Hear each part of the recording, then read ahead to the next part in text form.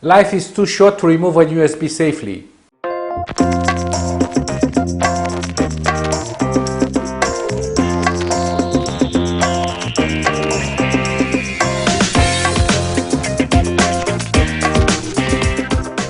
Welcome to the Academy of Photography. Christian Chudo here. Today I would like to answer a very simple question.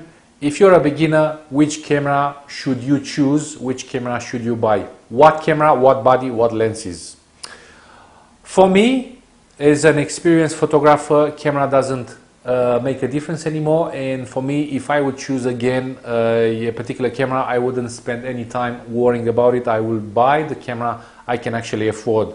So that's a very good answer. Still a good answer for most of the people. The best camera you can choose is the best camera you can afford.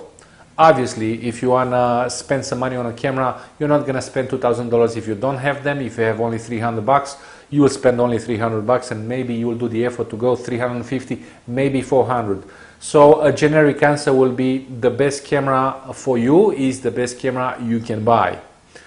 Now, there's no such thing as the perfect camera for a specific type of photography. If you want to shoot weddings, if you want to do portraits, it's all about the lenses, and you will never find a specific setting that will fit every individual situation.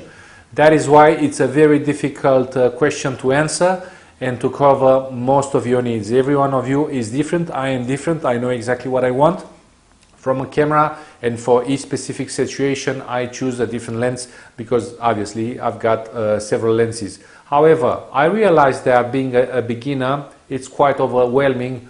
The decision taking process might take a while, a lot of effort, and maybe some stress. I don't know. But in my experience, people do want very straight answers, and for today, other than the general jibby-jabba, which some of you probably won't appreciate, like the camera is a tool. Of course, it's a tool for an experienced photographer, but for a beginner, I would recommend go for the one you can afford. Get the DSLR you can afford and get the kit lenses. I played with some kit lenses lately. I've done a lot of Canon reviews in the last few weeks, and I have realized that the differences, they are not that great. It's more important what you have in your mind, it's more important what you want to do, and the lenses and the camera will follow. But I would still suggest for a beginner, try to get to a lens which covers the most.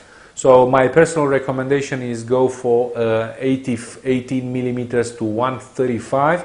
I found that a kit lens, in this case for Canon, 18 to 135 will have the widest, the longest zoom for a very cheap lens, and also it goes from 18, which is basically almost like a fisheye, but it's not a fisheye. If you don't have a fisheye lens, you're not going to get the fisheye effect. But 18 millimeters is quite wide.